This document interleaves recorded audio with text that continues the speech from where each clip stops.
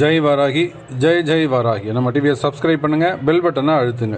வாக்கர்த்தா விவசம்ருக்தௌ வாக்கர்த்தா பதிபக்தஜே ஜெகதப்பிதரவ் வந்தே பார்வதி பரமேஸ்வரம். எல்லாமல்ல உமா மகேஸ்வரனுடைய திருவடிகளையும் என்னுடைய உபாசனை தேவதை அன்னை வாராகி அம்பாளுடைய மலரடிகளையும் பணிந்து முதல்ல அவங்க எல்லாருக்கும் வாராகியுடைய நல்ல ஆசீர்வாதங்கள். ஜெய் வாராகி, ஜெய் ஜெய் வாராகி. வாராகியுடைய ஆசீர்வாதங்கள் உங்களுக்கு கிடைக்கட்டும். டிசம்பர் மாத ராசி பலன். டிசம்பர் மாதத்தை பொறுத்தவரையில் ரொம்ப எதிர்பார்ப்போடு காத்திருக்கக்கூடிய ஒரு அற்புதமான ஒரு மாதம். காரணம் என்னன்னு கேட்டிங்கனாக்கா, இப்போ தான் சனி பகவானுடைய வக்ரம் நிவர்த்தி அடைந்திருக்கிறது. எனக்கு தெரிஞ்சு இந்த சனி வக்ர காலங்களில் 12 ராசி அன்பர்களும் ஒரு நல்ல ஸ்டேஜில் இருக்கிறாங்க, ஒரு நல்ல ஃபேமிலி பொசிஷனில் இருக்கிறாங்க, அல்லது ஒரு நல்ல ஜாப் பொசிஷனில் இருக்காங்க, அல்லது ஒரு பிஸ்னஸ் ஒரு நல்ல பொசிஷனில் இருந்துகிட்டு இருக்கு அப்படின்னு ரொம்ப நம்பிக்கையானவர்கள் கூட சற்று தடுமாறக்கூடிய வகையிலோ, அல்லது இதுவரையிலும் நான் வாழ்க்கையில் இப்படி ஒரு சுச்சுவேஷனை நான் ஃபேஸ் பண்ணதே இல்லைங்க அப்படின்னு சொல்கிற மாதிரி ஒரு இக்கட்டான சூழ்நிலையை சந்தித்ததோ, அல்லது புதுசாக எதிரிங்க உருவாகிட்டாங்க சாமி, இதுவரையிலும் எனக்கு நண்பர்களாக இருந்தவர்கள் ரொம்ப ஃப்ரெண்டுங்க அவன் எனக்கு, ஆனால் அவனே இப்போ எதிரியாக மாறிட்டான், இந்த மாதிரி நடப்பான். நான் ரொம்ப நம்பிக்கையாக, நீங்கள் யார் பேரில் அதிகமாக நம்பிக்கை வச்சுருக்கிறீங்களோ அந்த நம்பிக்கையானவர்களே உங்களுக்கு எதிர்மறையானவர்கள். அப்படி இல்லைன்னா இன்னொன்று கூட சொல்லலாம், நான் யாரெல்லாம் நீங்கள் யாரையெல்லாம் நன்னா இருக்கணும், அவன் ரொம்ப கஷ்டப்படுறாங்க, அவங்க நல்லா இருக்கட்டுங்க அப்படின்னு நீங்கள் யாரை பாவம் பார்க்குறீங்களோ அவனா அவங்கள பதம் பார்த்துருப்பான். யாரெல்லாம் நீங்கள் நல்லா இருக்கணும், அவன் நல்லா இருக்கட்டும் சாமி பரவாயில்ல, அவங்க வீடு வாங்கலைங்க, அவன் இன்னும் ஒரு இடம் வாங்கலைங்க, ஒரு எப்படியா சாமி அவங்க ஒரு வீட்டை வாங்கி கொடுங்க அப்படின்னு நீங்கள் யாருக்காக பிரார்த்தனை செய்கிறீர்களோ, மனம் இறங்குகிறீர்களோ, உருகுகிறீர்களோ, அவங்க எல்லாருமே கூட உங்களுக்கு எதிரிகளாகவோ அல்ல மறைமுகமான ஏதேனும் ஒரு சில விஷயங்களை செய்திருக்க வாய்ப்புகள் உண்டு. இதெல்லாம் இந்த சனி பகவானுடைய வக்ரகாலம் ஜூன் மாதம் 30ஆம் தேதியிலிருந்து நவம்பர் மாதம் வரையிலும் கடுமையான காலகட்டம்.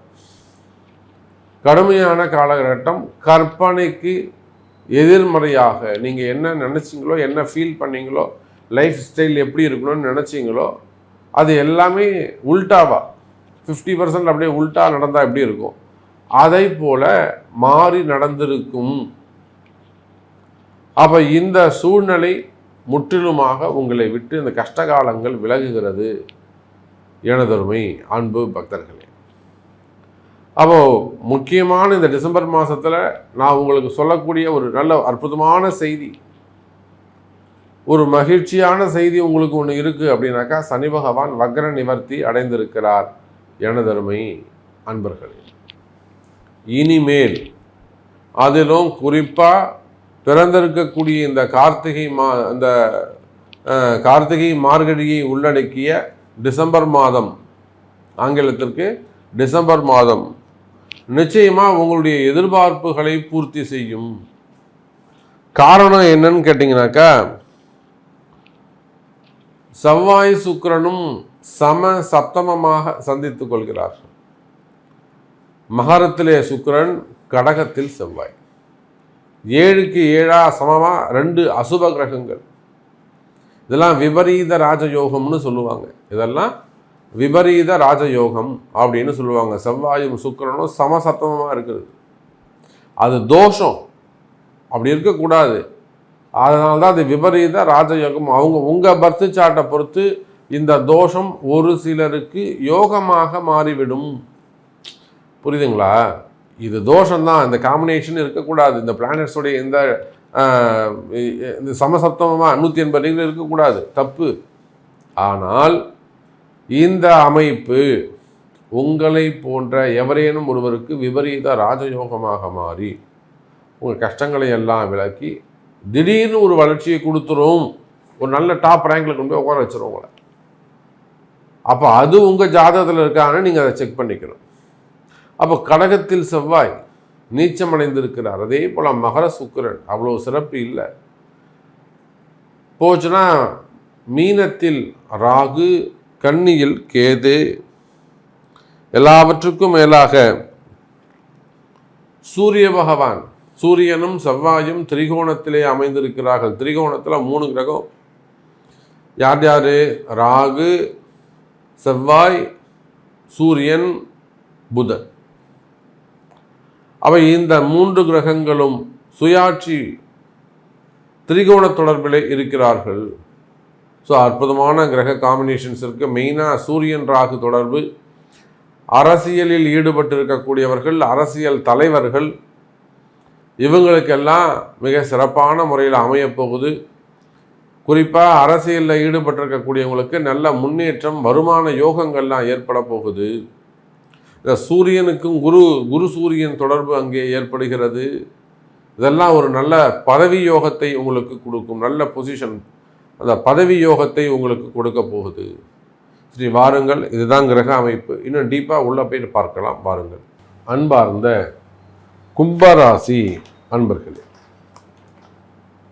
கும்பராசி அன்பர்களே, இந்த மாதம் டிசம்பர் மாதம் ஒரு சிறப்பான மாதமாக அமைகிறது. காரணம் என்னன்னு கேட்டிங்கனாக்கா, ஒரு பக்கம் கும்பராசிக்கு ஜென்ம சனி. இந்த ஜென்ம சனியில் எப்போ இந்த ஜூன் மாதம் 30ஆம் தேதி சனி பகவான் வக்ரகதி அடைந்தாரோ அன்னிலிருந்தே பலவிதமான குழப்பங்கள், பலவிதமான பிரச்சனைகள், ஏற்கனவே இருக்கக்கூடிய பிரச்சனைகள் இல்லாமல் புது புது பிரச்சனைகள் வேறு. இல்லை ஒரு 5 மாதத்தில், July, August, September, October, November, இந்த 5 மாதத்தில் புது பிரச்சனைகள். அப்போ இந்த நவம்பர் 15ஓடு முடிஞ்சு நவம்பர் 16லேருந்து இயல்பு நிலைக்கு கும்பராசி அன்பர்கள் வந்துட்டாங்க. அப்போ இந்த டிசம்பர் மாதத்தை பொறுத்தவரையில் எந்தெந்த புது புது பிரச்சனைகள் எல்லாம் வந்ததோ, அந்த வீண்பள்ளி அவமானங்கள் வந்ததோ, அல்லது தலைகுனிவுகள் வந்ததோ, எங்கள் வீட்டுக்கார் ரொம்ப நல்லா வருங்க சாமி, இப்படி சொல்லிட்டாங்க அவரை, என் பையன் ரொம்ப நல்லவன் சாமி, இப்படி பண்ணிட்டாங்க, ஸ்கூல் ப்ராப்ளமாக இருக்கலாம், விளையாடுற இடத்துக்கு போன இடத்துல பிரச்சனையாக இருக்கலாம், அல்லது ஏதாவது கீழே விழுந்திருக்கலாம், அடிபட்டு இருக்கலாம், ஆப்ரேஷன்ஸ் ஆகிருக்கலாம், உடல்நிலை குறைவுகள் ஏற்பட்டிருக்கலாம். அது பெரியவங்களாக இருந்தாலும் சின்னவங்களாக இருந்தாலும். அப்போ இந்த 5 மாதத்தில் ஏற்கனவே இருக்கக்கூடிய பிரச்சனைகள் இல்லாமல் புது பிரச்சனைகள் ஏற்பட்டிருக்கும். அந்த மாதிரி பலவிதமான ஸ்கூல் பசங்க பொறுப்பு இல்லாமல் இருக்கிறது, பசங்க படிக்காமல் இருக்கிறது, சொல்கிற பேச்சை கேட்காமல் இருக்கிறது, பசங்க வீட்டுக்கு அடங்காமல் இருக்கிறது, இந்த மாதிரியான பல பிரச்சனைகளை சந்தித்து வரக்கூடிய கும்பராசி அன்பர்களே. அதே போல் பெரியவங்களாக இருந்தாலும் குடும்பத்துக்கு அட்ஜஸ்ட் பண்ணாமல் இருக்கிறது, ஏற்ற தாழ்வுகளோடு பெற்றோர்கள் பார்ப்பது, ஒருத்தரை வசதியாகவும் ஒருத்தரை தாழ்ந்தும் பேசுவது, குடும்ப பிரச்சனைகள். இப்போ இதெல்லாமே இந்த கும்பராசி அன்பர்களுக்கு நிச்சயமாக ஒரு 5 மாதத்தில் ஒரு ட்ரபிளை கொடுத்துருக்கோம். குறிப்பாக உடல்நிலை ஆரோக்கியம், கடுமையான நோய்கள், கடுமையாக படுத்தி எடுக்கிறது. இன்னும் கூட அந்த பாதிப்பு இல்லாமல், பாதிப்பு குறைஞ்சிருக்காது. கும்பராசி நமக்கு தெரிந்த ஒரு அன்பு தெய்வம், ஒரு சின்ன வயசு பொண்ணு, சின்ன வயசு பொண்ணுங்க, 36 வயசு தான் ஆகுது, குழந்தைகள் இருக்கிறாங்க, தஞ்சாவூரில் இருக்கிறாங்க. தஞ்சாவூர் பக்கத்தில் பாபநாசத்தில் இருக்கிறாங்க. ஆனாலுமே கூட பாருங்க, இந்த சனியுடைய தாக்கம், அழுக்கு, 8ஆம் பாவம் அங்கே வேலை செய்யுது, கிட்னி சம்மந்தப்பட்ட பிரச்சனை.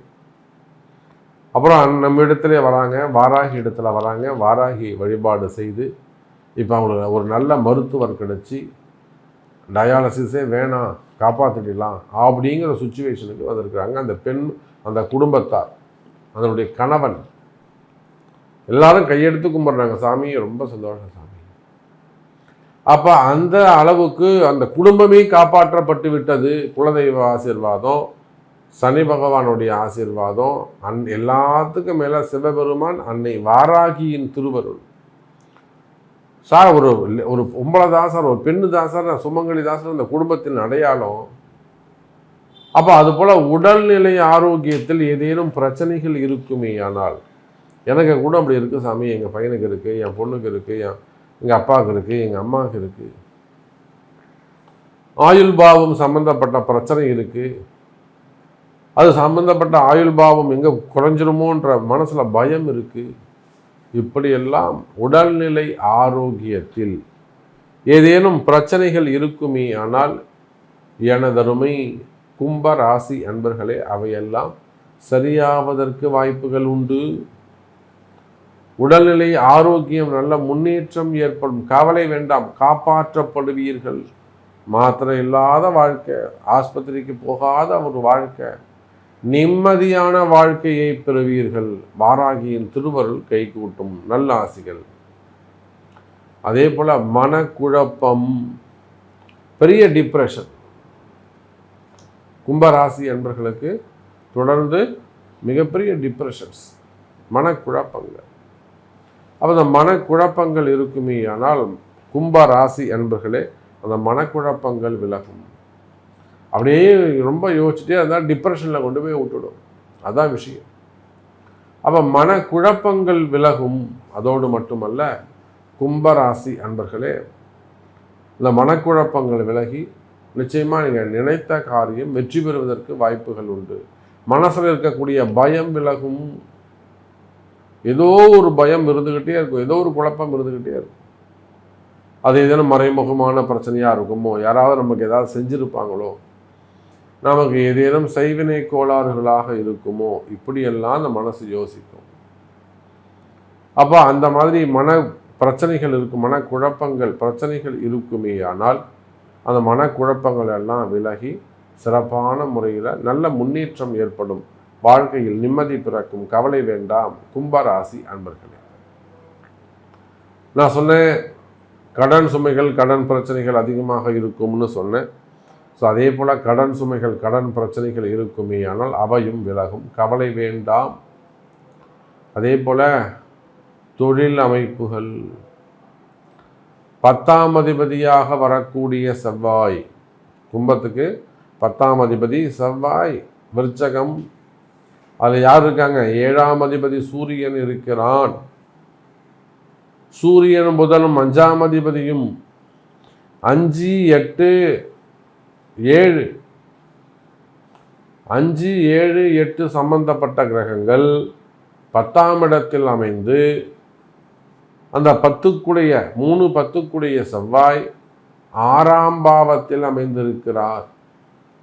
அதனால தான் நான் முன்னாடி பதிவில் சொன்னேன், இது ஒரு விபரீத ராஜயோகம் அப்படின்னு சொன்னேன். இந்த செவ்வாய் ராகு செவ்வாய் சூரியன் சேர்க்கை உங்கள் ராசிக்கு எப்படி இருக்குது பார்க்கலாம் வாருங்கன்னு சொன்னதுக்கு காரணம் அதுதான். அவ கடுமையான காம்பினேஷன்ஸ் 6, 7, 8 அதோடு கூட உங்கள் 10ஆம் அதிபதி. அப்போ நிச்சயமாக கும்ப ராசி அன்பர்களே, காலம் நேரம் கடுமையானதாக அமைந்துள்ளது. இருந்தாலுமே கூட தொழில் அமைப்புகளுக்கு இது ஒரு நல்ல யோகமான காலம்.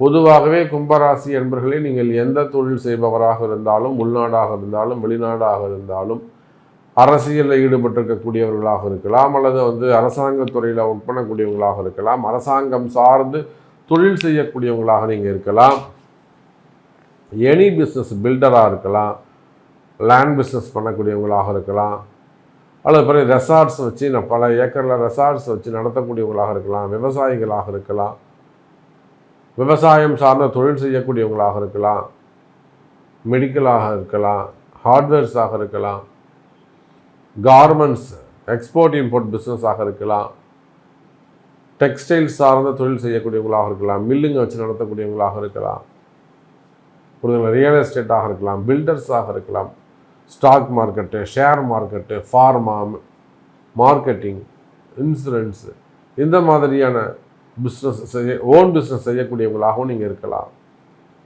அப்போது கும்பராசி என்பர்களே, நீங்கள் எந்த தொழில் செய்பவராக இருந்தாலும் சரிதான். தொழில்துறையை பொறுத்தவரையில், பிஸ்னஸை பொறுத்தவரையில் மிக சிறப்பானதாக இருக்கும். தொழிலில் நல்ல முன்னேற்றங்கள் இருக்கும், வரவு செலவுகள் அதிகரிக்கும். எனதருமை கும்பராசி என்பர்கள். அதே போல் உத்தியோகம் சிறப்பானதாக இருக்கும். உடல்நிலை ஆரோக்கியத்தில் மட்டும் சற்று கவனம் தேவை. அதே போல தான் மறைமுகமான பிரச்சனைகள் சொல்லியிருக்கிறேன், செய்வினை கோளாறுகள் சொல்லியிருக்கிறேன். இது சம்பந்தப்பட்ட பிரச்சனைகள் ஏதேனும் இருக்குமே ஆனால் உடனடியாக உங்களுடைய பிறப்பு ஜாதகத்தை கொண்டு தொடர்பு கொள்ளுங்கள். சரி, திருமண யோகங்கள் எப்படி அமையும்? ஏன்னா கும்பராசிக்கு 30 வயசு, 35 வயசு, 40 வயசு கடந்தெல்லாம் பொம்பளை பசங்க இருக்கு. அன்றைக்கெல்லாம் 40, 41 வயசு ஒரு பொம்பளை பொண்ணு வருது. ஒரு ஜாதகம் பார்த்து எடுத்து சொல்கிறோம், ஒன்றுமே இல்லாத அந்த பையன் வந்து நமக்கு மேட்சா இல்லை, பிடிக்கல அப்படின்னு சொல்லுது. அப்போ அந்த அந்த கிரகம் அங்கே வேலை செய்யுது, அந்த பெண்ணுடைய ஜாதகம் அங்கே வேலை செய்யுது. புரியுதுங்களா? அப்போ அது மாதிரி திருமண தடைகள் 40 வயசு 35 வயசில் பொம்பளை பசங்க இருக்கா, 38 வயசு, 5 வயசு வித்தியாசத்தில் நீங்கள் மாப்பிள்ளை பார்க்கலாம். 5 வயசு 6 வயசில் மாப்பிள்ளை வித்தியாசம் பார்க்கணும். அப்படி இருக்குமே ஆனால் திருமண யோகங்கள் கைகூடும். முதல் திருமணம், 2வது திருமணம், 3வது திருமணம், தடைப்பட்ட திருமணம், தள்ளிப்போன திருமணங்கள், வயோதிக திருமணங்கள், அப்போ திருமண யோகங்கள் கைகூடும். திருமணத்தில் திருமண வாழ்க்கையில் சிறப்பானதாக இருக்கும். அதே போல் கணவன் மனைவியிடையே ஒற்றுமை மேலோங்கும். பிரிந்த தம்பதிகள் மீண்டும் ஒன்று சேருவதற்கு வாய்ப்புகள் உண்டு. கும்பராசி அன்பர்களே, பிரிந்த தம்பதிகள் மீண்டும் ஒன்று சேருவார்கள். அதே போல கணவன் மனைவியிடையே நல்ல ஒற்றுமை மேலோங்கும். கும்பராசி அன்பர்களே, அதே போலத்தான் குழந்தை பாக்கியமும் சிறப்பானதாக இருக்கும் இந்த மாதம். ஏன்னா இந்த செவ்வாய், ராகு, சூரியன் போன்ற அசுப கிரகங்கள் எல்லாம் ஒன்று கூடி நிற்கின்ற காரணத்தினாலே நிச்சயமாக இந்த அசுப கிரகங்கள் எப்பெல்லாம் போயிட்டு அசுபஸ்தானத்தில் நிற்கிறாங்களோ அப்போல்லாம் நல்லது நடக்கும். கர்ம விதைகளின்படி, கர்மா விதிகளின்படி, இந்த கர்மா தியரின்னு ஒன்று இருக்குது. அப்போ அந்த கர்மா தியரி அதன் அடிப்படையில் பார்க்கின்ற பொழுது இந்த மாதம் நிச்சயமாக கர்ப்பம் தரிப்பதற்கு கும்பராசி அன்பர்களுக்கு வாய்ப்புள்ளது. அப்போ அதுக்குரிய பரிகாரங்களை அறிந்து நீங்கள் வழிபாடுகள் செய்வீர்களே ஆனால் குழந்தை பாக்கியம் உருவாகும். ஸோ நிறைய விஷயங்கள் நம்ம பேசிகிட்டே போகலாம். கும்பராசி அன்பர்களே, ஒரு முடிவே இருக்காது. உங்களுடைய கேள்விகள் என்ன, உங்களுக்கு என்ன நடக்கணும், இப்போ நீங்கள் என்ன பொசிஷனில் இருக்கிறீங்க அப்படிங்கிறத உங்களுடைய பிறப்பு ஜாதகத்தை கொண்டு தொடர்பு கொள்ளுங்கள் என்று தெரிவித்துக் கொண்டு மீண்டும் வேறொரு அற்புதமான பதிவில் சந்திக்கிறேன். நன்றி, நமச்சிவாயம். ஜெய் வாராகி, ஜெய் ஜெய் வாராகி.